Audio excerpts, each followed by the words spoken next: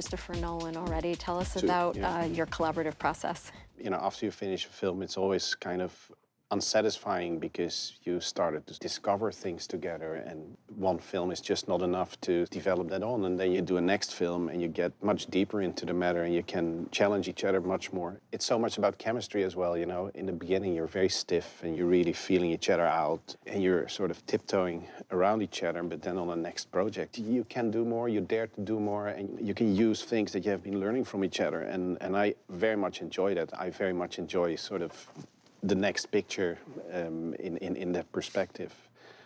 You know, I took over from Wally, of course, which is always this very scary thing. You know, it's like after a divorce, you know, you're the new girlfriend. You know, it's like, I've been there a couple of times. It's fun though, and it's fun. You know? Wally Pfister wanted to pursue directing at that point. Wally wanted to pursue directing, so Chris had to find a new person, and he found me. But you know, you're scared to death in the beginning. You want to fulfill certain expectations. You want to deliver what had been delivered before, and at the same time, you want to bring something of yourself to the table. You know.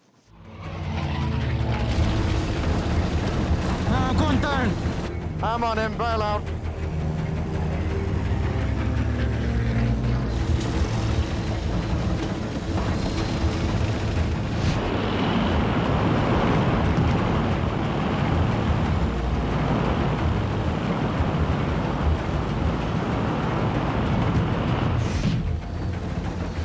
The swell looks good. I'm ditching.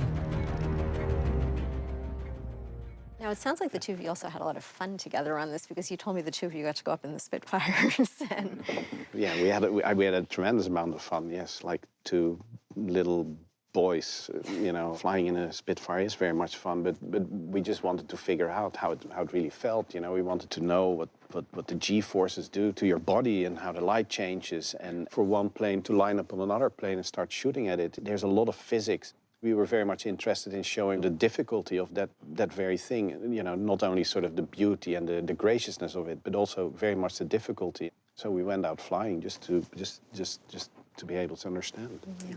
You shot on land, in the air, in the water, with you know, the IMAX and the 65mm cameras, and you also did quite a bit handheld, I know. What were some of the big production challenges that you faced in this film? It was for us very important to sort of make it feel like you're there, like almost like it's shot on a GoPro, but we still wanted to take all the advantage of the big format of IMAX. So we did a lot of engineering, because there are just no off-the-shelf solutions for anything you want to do. So we did a lot of tinkering, you know, and I always loved that, coming up with mounts and rigs and, you know, engineer stuff to put cameras at places where you normally wouldn't see them. You know, if you know the limitations of the cockpit, you know that you can only arm the camera in from a certain direction. So Dan Sasaki, he built us snorkel lenses for the big format that had knees and knuckles in them. So we could literally operate it by just twisting the lenses, or we could have the camera, you know, straight up, and we would poke out like a little alien. You know, those kind of things we were building. But then also we built splashbacks for the cameras that open in certain ways so we could easily reload, because an IMAX camera has only 2 minutes of film on it. So all those kind of things can get extremely time-consuming if you don't come up with the right solutions. Well, you've been shooting on the beach in a war situation, so you're probably very aware of the difficulties there at the saltwater.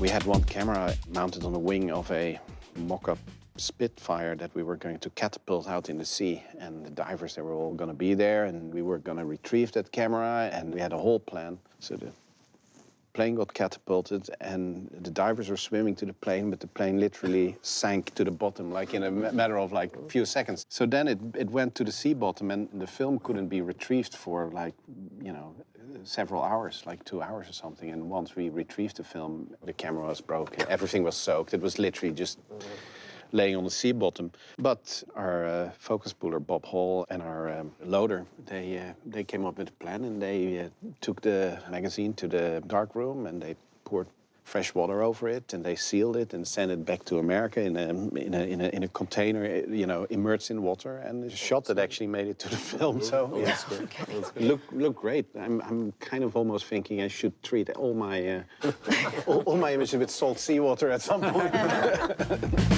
Ready? Okay, quiet on set. And I look down the lens. Yeah. Let's do it. Hi, I'm Margot Robbie. Bryan Cranston. Robert Pattinson. John Boyega. Sam Rockwell. Willem Dafoe. Emma Stone. Allison Janney. Guillermo del Toro. Thank you for watching. Thank you. Thank you for watching. Thanks for watching The Hollywood Reporter The Hollywood Reporter. The Hollywood Reporter. on YouTube. On YouTube.